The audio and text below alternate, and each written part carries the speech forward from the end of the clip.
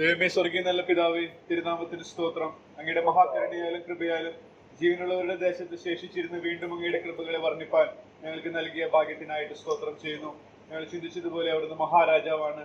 ആ മഹാരാജാവിന്റെ മക്കളായി തീരുവാൻ കർത്താവെ മഹാദയ ഞങ്ങളോട് കാണിച്ചതിനായിട്ട് സ്തോത്രം ചെയ്യുന്നു.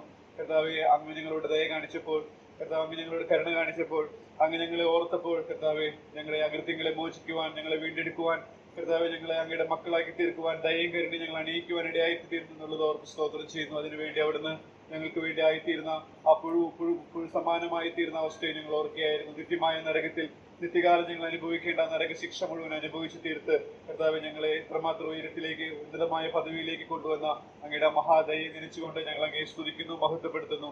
എന്നാൽ ഉലക മഹാന്മാരെല്ലാവരും ആ കല്ലറയിൽ ഉറങ്ങുമ്പോൾ കർത്താവ് അവിടുന്ന് മരണത്തെ ജയിച്ചു ഉയർത്തെഴുന്നേറ്റ് ഇന്ന് മഹാരാജാവായിട്ട് വാഴുന്നത് ഓർത്ത് സ്തോത്രം. രാജാതിരാജാവായിട്ട് അവിടുന്ന് ഞങ്ങളെ ചേർക്കുവാനായിട്ട് വരും. ഞങ്ങൾ അങ്ങയുടെ കൂടെ വാഴും. ആ വലിയ പ്രത്യാശയ്ക്കായിട്ട് ഞങ്ങൾ സ്തോത്രം ചെയ്യുന്നു. അതുവരെ ഈ ഭൂമിയിൽ അങ്ങയുടെ ആ മഹാ സൗന്ദര്യം കണ്ടുകൊണ്ട് ഓരോ ദിവസവും ജീവിക്കുന്ന ജനമാക്കി ഞങ്ങളെ തീർത്ത കൃപയ്ക്കായിട്ട് ഞങ്ങൾ സ്തോത്രം ചെയ്യുന്നു. ഞങ്ങൾ അങ്ങേ സ്തുതിക്കുന്നു, മഹത്വപ്പെടുത്തുന്നു. എല്ലാ സ്തുതിയും സ്തോത്രവും ഞങ്ങളുടെ ഹൃദയമാകുന്ന നിക്ഷേപ പാത്രങ്ങളെ തുറന്നുകൊണ്ട് യേശു ക്രിസ്തു മുഖാന്തരം സ്തോത്രയാഗമായി അർപ്പിച്ചുകൊള്ളുന്നു.